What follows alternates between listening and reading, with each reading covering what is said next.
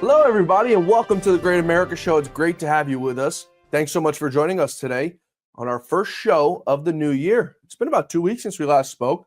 Felt like an eternity. I hope you all had a wonderful Hanukkah, a very blessed and Merry Christmas with your family and loved ones. And I hope your 2025 is off to a great start. In just 14 days, President Trump is heading back to the White House, where he's got a lot of work to do. While we were away on that vacation, taking a much-needed break and some time off from some news, we're just catching up on it now for this week. I'm just kidding about that. We never take a break from news here on this show because it's always flowing. And now with President Trump coming back, it's probably going to be flowing a little bit more than it has for the last 4 years with Joe Biden in office. But while we were all away, the House of Representatives elected a new speaker, a new old speaker of the House. He goes by the name of Mike Johnson, a man that, in my opinion, didn't deserve to take over that role once again as Speaker of the House. He's had some months to prove himself as Speaker in his first term, and he's done nothing, in my opinion, to give us that reassurance that he's going to do a good job. He managed to get the support of President Donald Trump. We often say on the show, Donald Trump is far too nice of a guy, and he gives people far too many chances to prove themselves. And I think with Johnson, it's going to be one of them. I agree with President Trump on just about 99.9% of things. This is one of the ones that I respectfully disagree with him on, as I don't think Mike Johnson has been a good Speaker of the House. I don't think Mike Johnson has been a truth teller. I want to go through some points on what Mike Johnson's record has been while he's his first term as Speaker of the House. Since November 5th, Republicans added over $300 billion in additional spending to the deficit and hastened Social Security insolvency by at least 6 months. In the last weeks before Christmas, the House Republicans violated the 72-hour rule not once, but twice, had to pull down a nearly 1,600-page bill that contains a large number of provisions. You know that one that they tried to sneak in behind President Trump's back, that they tried to do in the 11th hour, not giving them the 72-hour rule, which Mike Johnson promised he would do. He also promised single subject bills, which we knew that to be a lie because he didn't give us one in his term as his first term as Speaker of the House. They added $110 billion to the deficit without any offsets to give the Biden administration funding for more weeks before the Republicans took control in January. Once again, no offsets. Usually how the Republicans do things is they'll give a funding bill and then they'll cut from somewhere, or they'll cut the fat from somewhere else. And I mean, there's plenty of fat to cut from what Biden has done. His whole administration's woke DEI. You could have probably trimmed $100 billion, $200 billion, maybe $1 trillion across the board from some of his DEI stuff that he has done. He's also managed to divide the House Republicans and President Trump regarding his correct desire to clear the decks of the debt ceiling because leadership never shared it with the GOP conference, leaving just 48 hours to negotiate. Just another one of Mike Johnson's deceitful plans. Since November of 2023, under Mike Johnson, of course I must add, passed an additional $61 billion for Ukraine with zero border security policies. That's our southern border, of course, despite repeated promises to secure our border before funding Ukraine. Just another one of Mike Johnson's lies. He also passed a $1.2 trillion fiscal year 2024 bill under the suspension of rules that funded the DHS with no border security provisions. Once again, not securing our own southern border. This is, of course, in violation of the Hassett rule, which means the majority of the Republicans opposed it, which is why Mike Johnson went to the Democrats. It also, once again, broke the 72-hour rule. Johnson also passed a $500 billion fiscal year spending bill. This was earlier in the year, under the suspension of rules and getting rid of the Hassett rule, which means the majority of Republicans, once again, oppose this bill. Now, one that Mike Johnson seems to get a pass on, which nobody really wants to talk about because it happened earlier in 2024, was he passed the FISA reauthorization, which failed to include a warrant requirement, with more Democrats than Republicans supporting the bill once again. So who is Mike Johnson really working for here, folks? Is he working for the Republicans or is he working for the Democrats? Because he's done more for the Democrats and passed more bills for the Democrats than he has with the Republicans. So why were the Republicans so united behind a man who's not united behind the party? It doesn't really make much sense. Earlier in February of 2024, he pulled the FISA down from the Rules Committee after debate started and testimony offered despite the rule being supported by conservatives and judiciary members because the Intel Committee threatened to kill the rule. Mike Johnson once again being bullied by the Democrats and the rhinos in the House. But if you took to Twitter to figure out what exactly was going on, you were called a rhino if you supported Mike Johnson because President Trump supported him. Now, political discourse is okay in this country. We can agree to disagree, and we can disagree all the way outright. As I said, I agree with President Trump on 99.9% of the things. I think everything he's done in his first term made this country a better place. I think everything he's going to do this term is going to make the country a better place. I mean, you can't really make it much worse after what Joe Biden's done to this country. But nonetheless, President Trump is the greatest president of my lifetime. He's probably the greatest president of your lifetime as well. And that includes President Ronald Reagan, who went down in history as one of the greatest presidents. But picking someone like Speaker Mike Johnson to lead this conference, I don't think is the best idea.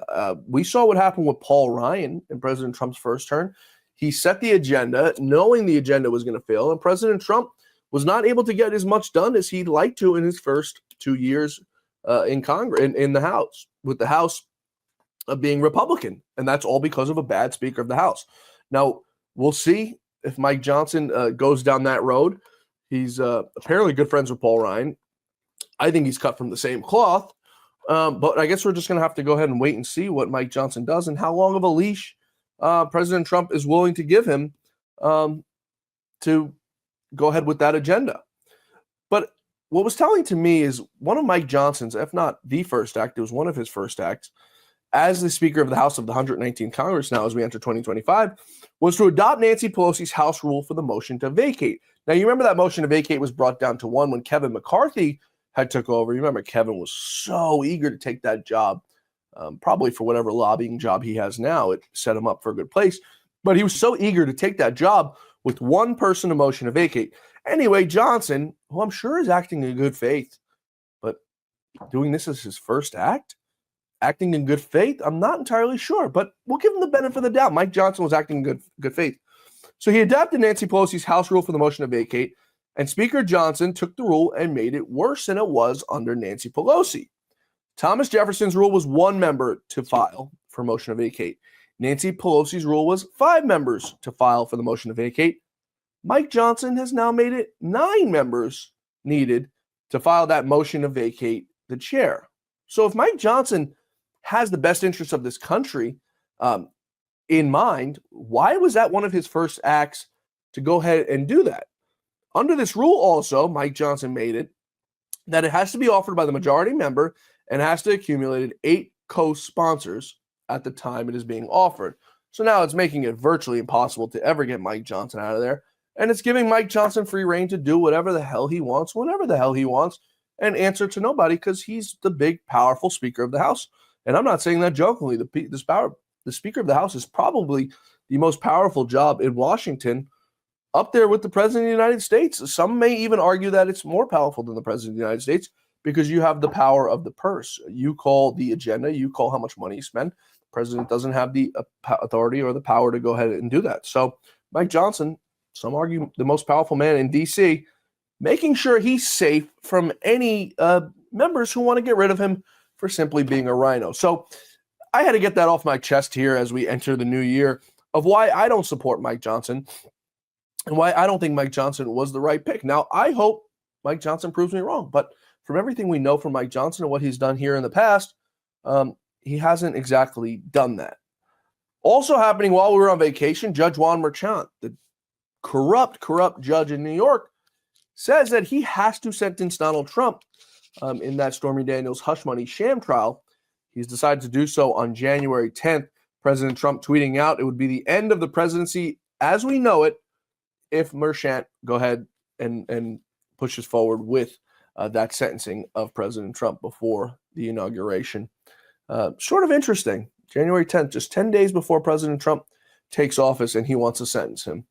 Merchan has said he's not going to sentence him to jail, but it doesn't matter. You have a president-elect who's taken office in 10 days, and you're going to sentence him in a criminal trial? It seems a little bit insane. But once he does go ahead and sentence him, President Trump is able to go ahead and move forward with that appeal in New York. So you can't move forward with an appeal in New York to get the case thrown out unless you're sentenced. So once President Trump is sentenced, and as we had said, Merchan said, there will be no jail time. And even if he did want to go down that road, the Supreme Court would probably come in with an emergency injunction, and that would never happen. But President Trump now will be able to start that appeals process, which is almost guaranteed to be thrown out at the upper levels.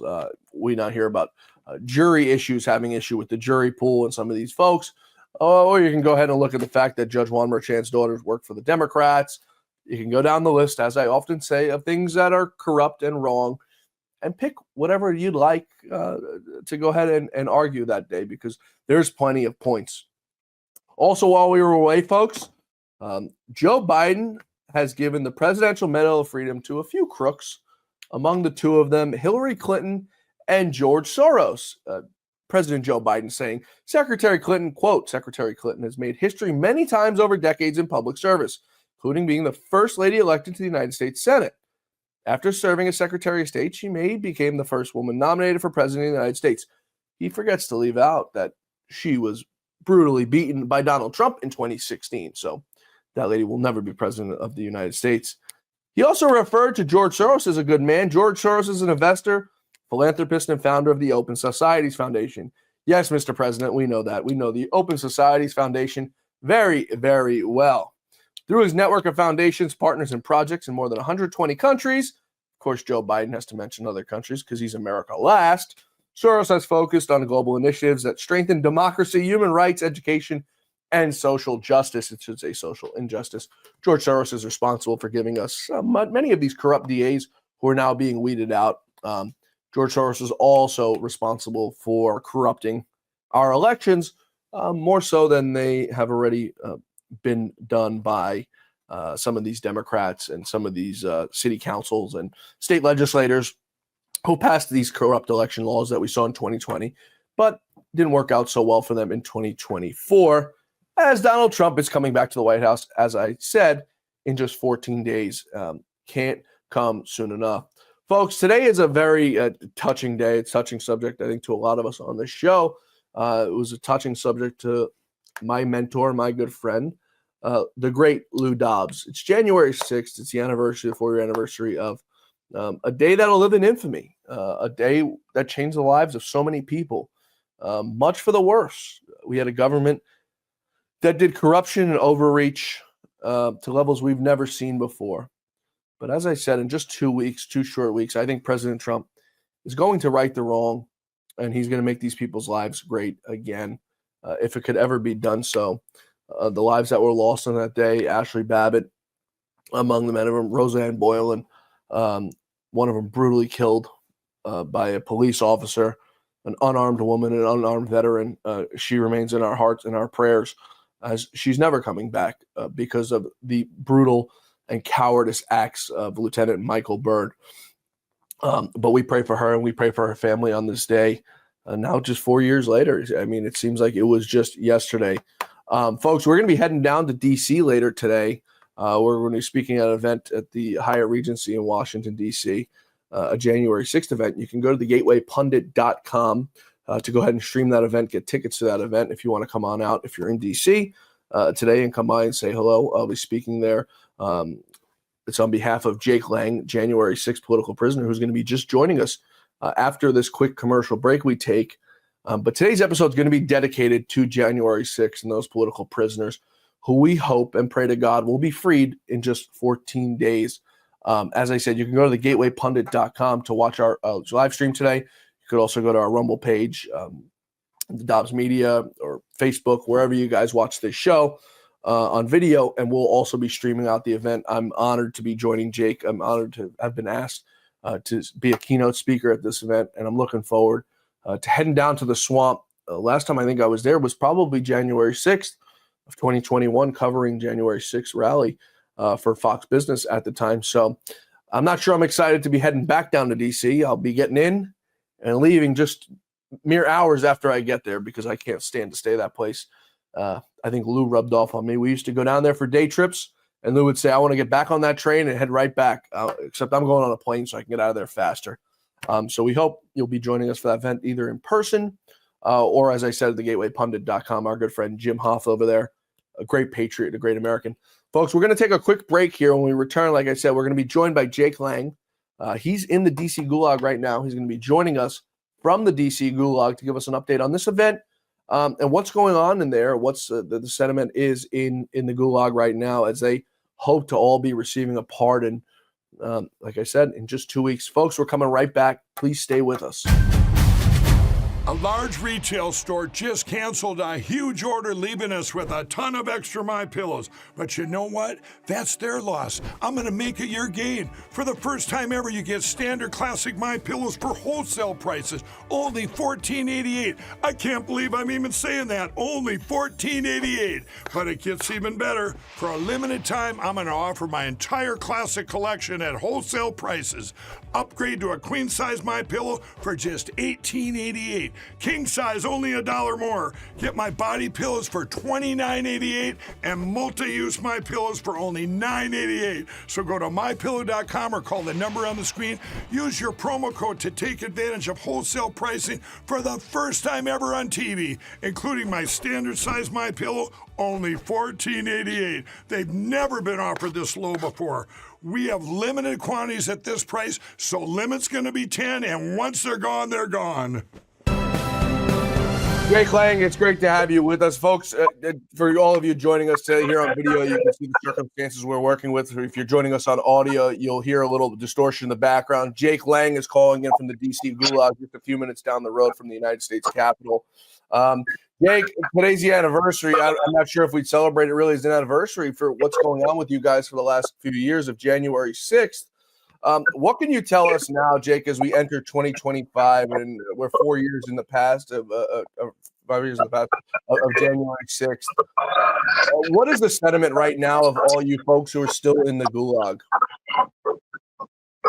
Well, right now, it's not anything to be celebrated yet, but I think in the future, Americans will remember this day as Patriots Day, the day where free men stood up against tyranny, against a stolen election. And we stood shoulder to shoulder, all Americans united. But right now, it's still a tragedy because you have 1,572 political prisoners that have been harassed, our lives destroyed by the Biden regime and the FBI. And so right now we're still fighting for our lives. And in just 14 days, when President Trump is inaugurated, we are calling upon him during this press conference that's happening today in Washington, D.C. at the Hyatt Regency. We're calling upon him and his administration to do a blanket pardon. All Jan 6ers, get everybody out of the gulag on day one. We cannot leave any man behind. Yeah, Patriots Day actually sounds like an excellent idea. And I know if Lou Dobbs were here today and still alive today, he'd be all in favor of that. I mean, you have some days that are federal holidays now, Juneteenth. It's a day that people celebrate, get off from school, close the stock market, close down banks. Yet we have January 6th, a day that'll live in infamy. As you said, over 1,000 of you folks still in jail. I think in 14 days when President Trump takes the gavel again, from what I hear from his folks, it's going to be among one of the first things he does. And I hear that, it's going to be one of these blanket, for the best of my knowledge, one of these blanket pardons and not an individual case-by-case scenario, which it had originally floated, because it doesn't make sense to do that, Jake. So many of you guys are overcharged. So many of you guys spend time in jail for simply walking through the Capitol. How do you determine who's overcharged and who's not overcharged? How do you determine who's a violent insurrectionist and who's a not violent insurrectionist when they just charged you guys whatever the hell they felt like charging you with? Well, that's a great point. I mean, President Trump himself has spoken out against the two-tier justice system, against the corrupt D.C. courtrooms, the absolute impossibility that anybody can get a fair trial if they're a Trump supporter or a conservative in Washington, D.C. So he can't say that with one hand and then on the other hand say, but these few guys here need to remain in jail. Justice denied, right, is something that makes the pardon process real, as far as Trump can say none of these guys received a fair jury trial. All of them need to go home, regardless of what they were charged with. They have all been brought through this kangaroo court system and treated basically like a Soviet show trial. We were offered up as sacrifices to the Democrat deep state regime. And, time for us to go home after 4 years. 4 long, brutal years, over 900 days of solitary confinement that I've done, John. This is, it seems like just 2 weeks away is a miracle. It doesn't even seem real. But I can't imagine. My feet are on the concrete. My face is in the sun. In 2 weeks, after 1,445 days of torture, it seems like so sweet. Freedom is so sweet sounding right now, John. I can't even describe it. God is good. God is great. I'm always cautiously optimistic, Jake, but I'm very optimistic on what I think is going to happen in just 14 days. You often hear these folks, these Democrats, talking about the people who died on January 6th, the officers who died on January 6th, who went home and days later died. But you don't hear them talking about the Ashley Babbitts, the Roseanne Boylan, the two folks, the Kevin Gleasons, the Benjamin Phillips, who died days after from cardiac vascular issues, what they're saying. So it's rules for thee and not rules for me. When they say their folks died, it's they died as a result of you guys storming the Capitol. But when it's on the other side, Roseanne Boylan, she died of a fentanyl overdose because she was sitting in the Capitol doing fentanyl that day. Ashley Babbitt sat there and shot herself with the gun, is what they want to make it seem out to be. Yet you guys are the criminals, as Michael Bird goes out there on 60 Minutes and all these mainstream media outlets, like he's some sort of hero. You're not a hero. You're a thug and a gangster and a criminal. You shot an unarmed Air Force veteran. Why do you think you're a savior? I mean, Jake, that's what, aside from you guys being there overcharged and what time you ever showed up for doing nothing wrong, it kills you to know that Ashley Babbitt's never coming back. Roseanne Boylan has an asterisk next to her name because they said she died of a drug overdose. How do you respond to those families? Well, John, as you know, first of all, our thoughts and our deepest prayers in Christ Jesus go out to the family members that lost their loved ones at the Capitol on January 6th, the unarmed patriots that were slaughtered by the deep state, Nancy Pelosi's jackboot thugs that killed 4 people. Kevin Gleason and Benjamin Phillips actually died on the Capitol scene that day from being hit with concussion grenades, and they had heart attacks, cardiac arrest, immediate blood. They gave way. These are tragedies. And as you know, Roseanne Boylan's story is super close to my heart, John. I watched her die, and she was virtually in my arms as she died on the West Terrace Tunnel. I tried to save her life. I responded when the police were trampling people onto the ground and creating a human dog pile. Roseanne got caught on the bottom of it. She was, absolutely soaked with chemical weapons like OC spray and tear gas, and she was being trampled and beaten with a stick by Officer Lila Morris, and I tried to pick her up and drag her out, but she had already passed. And, this is one of those tragedies that needs to be righted immediately. The fact that the coroner's office, I don't know what kind of shady business is happening over there, that they would mark her death as an amphetamine overdose when clearly this woman, died by the hands of police brutality. That needs to be righted for history's concern. Police officers that contributed to her violent death have not been investigated. Nobody's questioned them from the fake J6 Select Committee. If you're going to have a select committee with Congress that's supposed to be investigating January 6th, what about investigating each individual death? The women that's blood is spilled inside our Capitol, Ashley Babbitt and Roseanne Boylan, her blood is on the steps of our United States Capitol. And not one question was asked about these women's deaths at the hands of the police that day. That's a mockery. And so we need a new January 6th Select Committee. All the Jan 6ers need to be pardoned on day one, and we need to be part of that new investigation hearing so we can tell our side of the story. And this needs to happen right now. President Trump, if you're hearing my voice from a prison cell, brother, we love you and we support you, and do not let any of the people surrounding you in your orbit tell you that some of the Jan 6ers deserve to remain in this torturous confinement any longer. All of us need to go home, and we want accountability for the actions of the FBI and the Capitol Police officers that instigated violence that day and caused all of us to be put in a life or death scenario where some of us even lost our lives. We need justice. We need justice now, sir. Yeah, it wasn't only Ashley Babbitt who lost her life and Roseanne Boylan and the other two folks who lost their lives. You guys all lost your lives when you're sitting in jail for 3 years and you have families at home, and you have kids at home, and you have family members who passed away since you've been away. You have children who have grown up without their fathers, without their mothers, without their grandmothers by their side. That's not normal, Jake. Yet you have Joe Biden out there parading Liz Cheney, giving her the Presidential Citizens Medal like she's done some sort of good deed for this country. We've now learned Liz Cheney, who's a lawyer, nonetheless, Jake, went out and tampered with witnesses, spoke with witnesses without her lawyer, tried to tamper with her lawyer and switching lawyers. I mean, a litany of things that this lady did as a lawyer. Yet Joe Biden's out there parading this woman like she's some sort of savior. And Benny Thompson, these people are crook, Jake.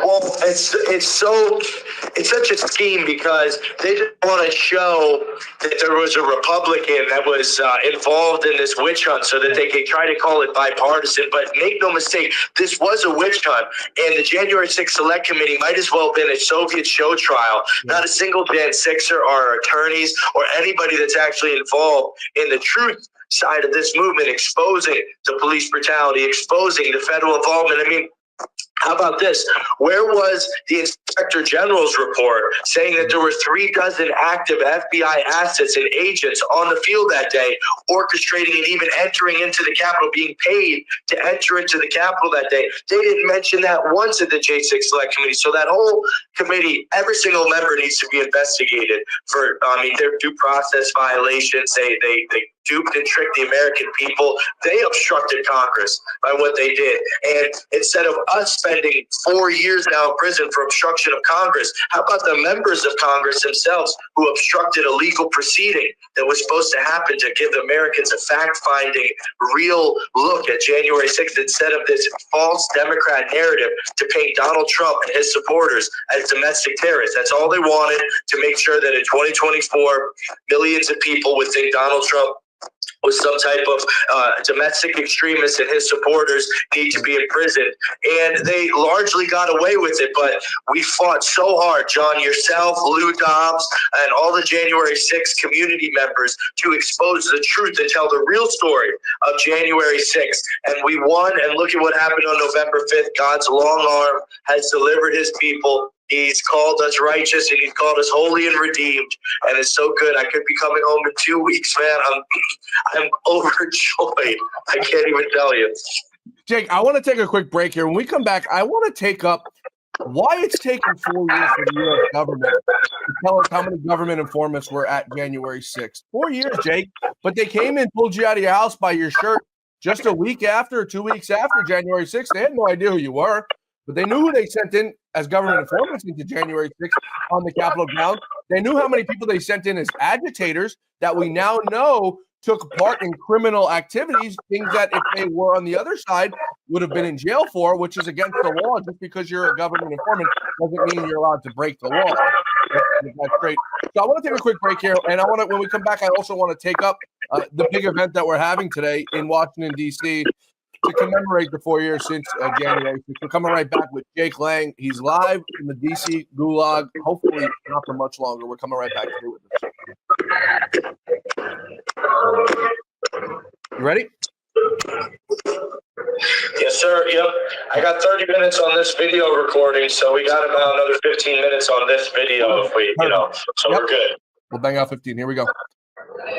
Folks, we're back. We're talking with Jake Lang. Oh, hold on, let me pick back up. He's putting the phone back. All right, you ready? Here we go.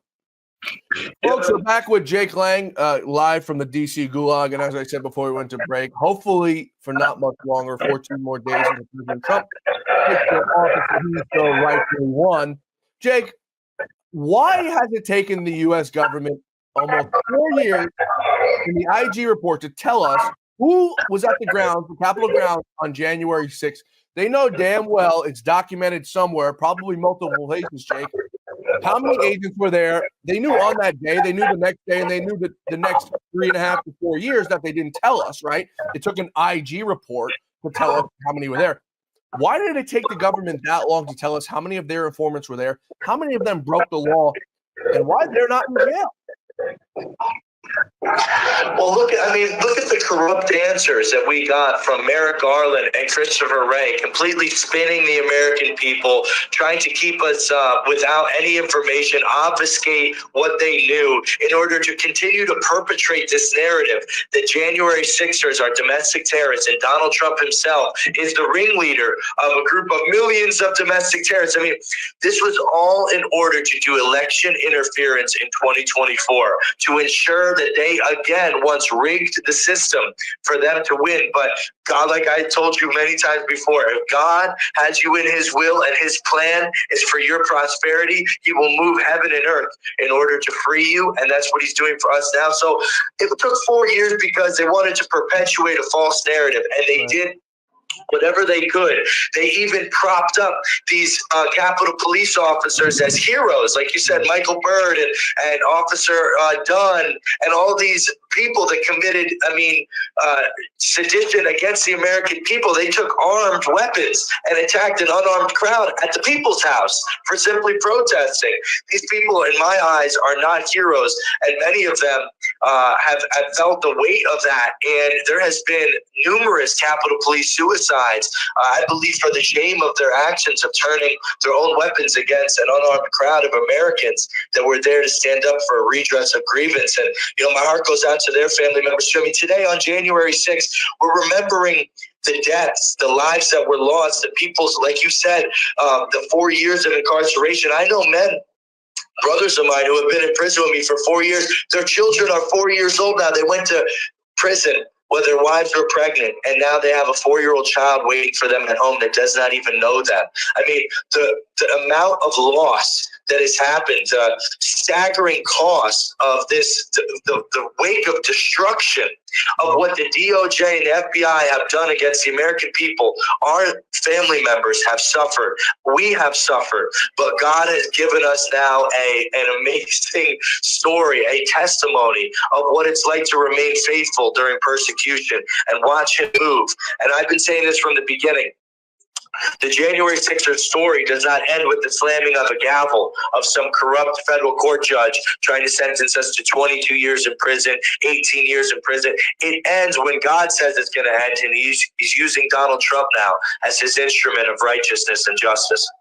Yeah, I want to switch to something, Jake, before we wrap up and we get to the event that's happening at Hyatt Regency here in D.C. I'm not much of a conspiracy theorist, and I want to turn to something before we get to the event that's happening today in Washington, D.C., the anniversary of January 6th. I don't know if you've been following the story about this fella, Matthew Lavelsberger, the fellow who blew up the Cybertruck in front of the Trump Hotel in Las Vegas. We now find out he left behind a letter and a manifesto that he didn't want to hurt anybody. It wasn't a terrorist attack. It was a scream for help, and it was a scream. The letters are unvetted, but as far as we're concerned, as it looks right now, the FBI is saying the letters are most likely from this fella. And in these letters, Jake, he wrote about all the government misdoing and the misdoing that this government is doing, and how we're committing war crimes, and we're doing this, and we're letting China take over this. And as I'm reading this manifesto, it just brought back all the parallels as I think about January 6th today, all the parallels of the misdoing of the government on that day. And this man's cry out, what it seems was a cry out for help. By all accounts, people are saying who knew him that he could have taken down the whole hotel if he wanted to blow the place up. It wasn't a terrorist attack. It was attacked because this man was crying out for help because of government corruption. And all it resonates with me, Jake, as we sit here on January 6th, is the government corruption that happened on this very day 4 years ago. What is your thought? Guys, this is so important, what I'm about to say, because the American people, through acts like January 6th and the years of persecution, have become extremely disenfranchised in our institutions and our criminal justice system and even our voting system. That this is the kind of things that they're doing in order to have their voices heard. This is what happens when you let institutions crumble the moral fabric of our society to such a point where people feel like their votes aren't being counted. Their voices aren't being heard. They're being censored and taken off social media. The government is after them with these huge mass surveillance programs. And January 6th was another one of those. As we're learning now, that January 6th set up a new financial surveillance system that the banks have now done, turning people in if they're buying products with the code word Patriot or Trump or at gun stores and whatnot. The government tapped in illegally to all of the different financial systems at Bank of America and whatnot in order to get the financial records of January 6ers. And so this was another scheme like a 9/11 Patriot Act that the government perpetrated against we the people in order to steal more of our rights and in order to scare people from ever standing up again peacefully to protest a stolen election or any other tyrannical act that the government does. And so my heart goes out to this man because he's looking at me in prison saying, this guy can't get justice. I haven't had a trial in 4 years, John. John, I fear very much that this type of action is going to continue to happen in America unless we restore trust in our institutions in this country, because people are disenfranchised. They've seen what happened to the Jan 6ers and they are disgusted. And the only voice they have left is sometimes they feel to do things of this nature. So part of Make America Great Again, what we need to ensure Donald Trump does and what we all do as American men and women involved in this political process is restore the sacred honor of our institutions. Our justice system cannot be a kangaroo court. We cannot railroad conservatives through the Washington, D.C. system and give them decades in prison for protesting at the United States Capitol, or else more stuff like this may happen in the future, and that'd be a tragedy.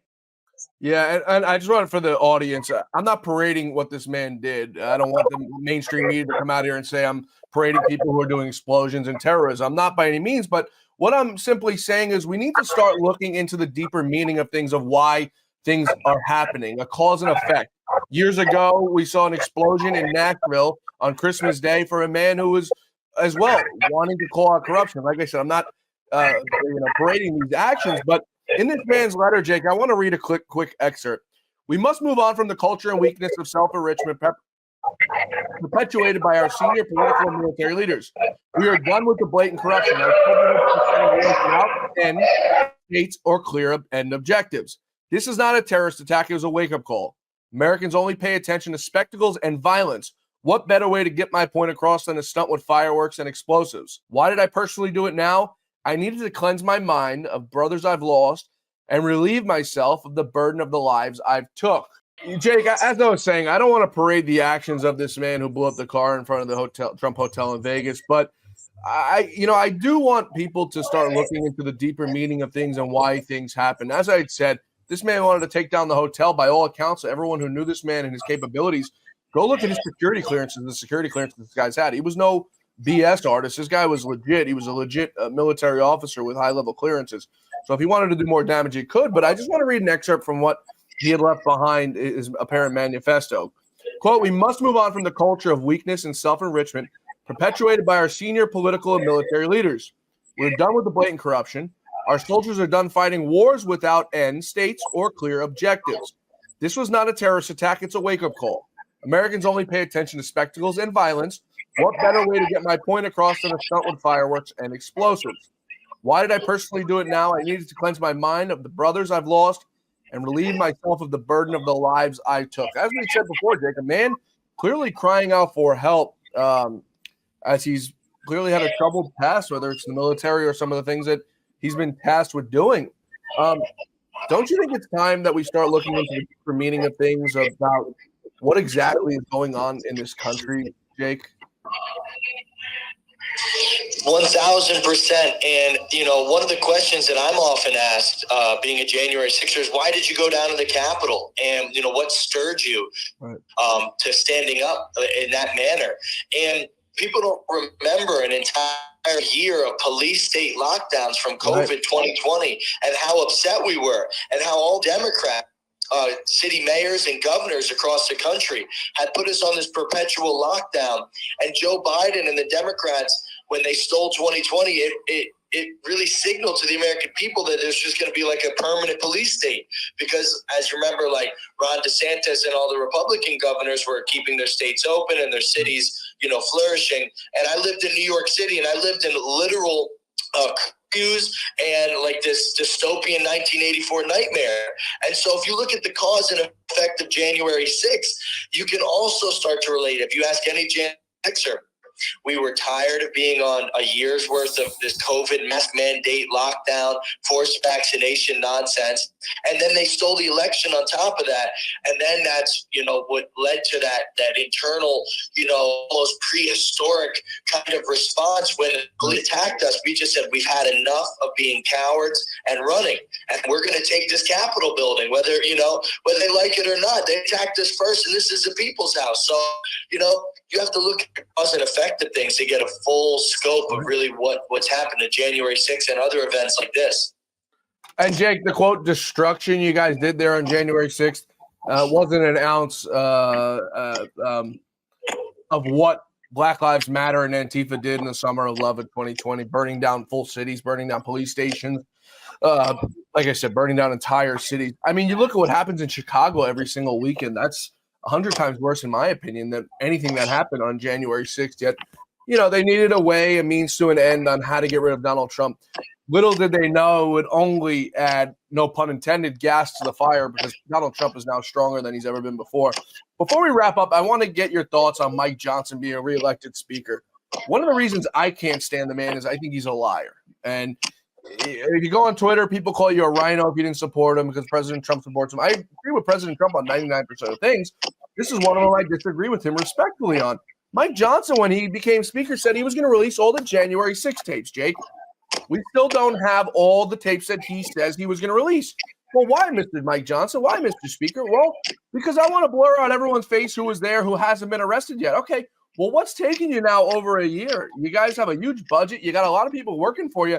If that's the real reason and you're not part of a deep state operation, where's the tape, Mr. Speaker? Yeah, I mean, Mike Johnson did release some tapes, but he left us hanging. I think it was only about 10,000 hours out of 40,000 hours. Yeah. And, there's further action than just releasing the tapes that he could have done, convening a new January 6th select committee. I mean, listen, this 2024 election with President Donald Trump winning was an act of God. But we had a Republican Congress for the last 2 years that did absolutely nothing for the January 6ers, which he was the leader of. And so, we had a couple different, ways out of this scenario. And one of them would have been Congress taking the reins of control, doing a real January 6th Select Committee, and finding out that all of the perpetrators in the crowd and all of these different, CHSs, the confidential human sources and stuff, they didn't care about us. Speaker Johnson allowed the January 6th persecution to be swept under the rug while for 2 years we had a Republican majority and they did nothing. So, just for that reason alone, that's cowardice. And, I can't stand by a man that doesn't stand by his constituents. Right. Unfortunately, we've undergone. That's the sentiment I get from it. I don't like liars. I can't stand liars. I can deal with a lot of stuff, Jake. I'd rather you tell me to go F myself to my face than lie to my face. So that's just the way I look at things. And by this man doing what he's done both, because he's lied about everything. He's gave the Democrats more than he's given at Republicans. Yet we reelect this man. And in the eyes of the folks on Twitter, if you don't support him, you're a rhino. So you know what? I guess we're going to learn the hard way like we did with Paul Ryan. Jake, January 6th is the day. We're here. I've apparently been invited to come speak today. Tell us about what's happening today, this afternoon in Washington, D.C., where I will be flying into later this afternoon. God bless you guys. So, and thank you, John, for joining us, guys. This is a huge update. The January Sixers, we have launched a press conference called the J6 Pardon Press Conference. It's at the prestigious Hyatt Regency Grand Ballroom in Washington, D.C. We have returned, and this time we have come for accountability, and we've come to tell the truth of what's happened to us this last 4 years, and the truth of the stolen election, and the truth of the false insurrection. We have an amazing group of speakers. It starts at 10 a.m. By the time you hear this, the live stream's already going on the Gateway Pundits Rumble and X page. And so please, guys, go and join over there or rewatch it, whatever you've missed, because our speaker lineup is incredible. We have Laura Logan, Mike Lindell, Jim Hoff, Kara Castronova, Matt Wallace, my own buddy right here. John Fawcett's going to be speaking, and so many more. Professor David Clements, Isabella Maria DeLuca. We've got some Patrick Byrne, former CEO, billionaire of Overstock. These are the types of people that are standing with us in solidarity. One message. We have one message for President Trump and for his incoming administration. Leave no man behind. Leave no Jan 6er behind to rot in the gulag for the next decade or 2 decades. We cannot allow it to happen. And that's why the communities come together in solidarity to call upon the cabinet and the people that are going to be looking at these pardons and say that everyone must go. Whether it's commutation of sentences or full pardons of innocence, we cannot allow any Jan 6ers to remain incarcerated in these inhumane, torturous conditions that they have me in here. President Trump said it himself in the recent interview on NBC that the gulag that I'm in right now, the D.C. jail, is not fit for human beings. So how could he leave us here? He can't, he won't, and I believe that his heart is going to be led by God on day one in just 14 days to pardon all the Jan 6ers. So this event, super important. Want you guys to tune in. Go to Gateway Pundits X page right now and hit the live stream and join us. And folks, we'll be streaming at our pages as well. And Jake, I want you to know it takes a lot to get me to leave my studio here in New York unless I'm going to a beach or a ski slope somewhere out west. But you know what? For you guys, I'm honored to do it because this was something I've told you many times that we've spoken that was near and dear to Lou's heart, and all the work that Lou wanted to do on this and all the work that Lou did do on this now has been pushed down to me. And it's an honor for me to do it for you guys, and it's an honor for me to do it for Lou. So I'm more than happy to join you guys today, and I'm looking forward to talking with you, Jake, and hopefully in the coming months, meeting you in person once you're out of that hellhole. Thank you so much, John. Of course, I think Lou Dobbs would have been there live in person himself, so it's only right. You followed the man in his big, giant footsteps he's got, that you're feeling quite well, my brother. Thank you for your support of our cause. Pardoning all Jan 6ers on day one is how we begin to refuel the fire of faith and trust that we have in our institutions and just the fabric of American life and culture. Without pardoning the Jan 6ers, we cannot begin to make America great again. It's like the sewing up the wound that's bleeding. This is a wound that is just, blood is pouring out. God forbid. It's a very, kind of visceral imagery I'm giving you guys, but truly think about 1,500 families that have their men, being persecuted and dragged into this Baphomet Democrat courtroom that they're just destroying our lives in. So we need to stop this gap. We need to fill in this gap before we can cross the bridge. Jake Lang, a great American. As I said, I hope to meet Jake one day in person. I've spoken to him so many times via messages and on this show. I hope to meet him one day in person, hopefully one day very, very soon. Folks, thanks so much for joining us today. And once again, thanks for joining us in this new year, our first show back of the new year. I want to wish you all a happy and healthy new year. And I hope this year, this 2025, is more prosperous than any year preceding this year, and that you have a happy and a healthy, blessed new year to you, your families, and your loved ones. Folks, we're going to see you right back here tomorrow, same time, same place, for the Great America Show. We're looking forward to it, and our journey continues for truth, justice, and the American way. We'll see you back here tomorrow, same time, same place, folks. Till then, may God bless you, may God bless America, and may God bless the great Lou Dobbs.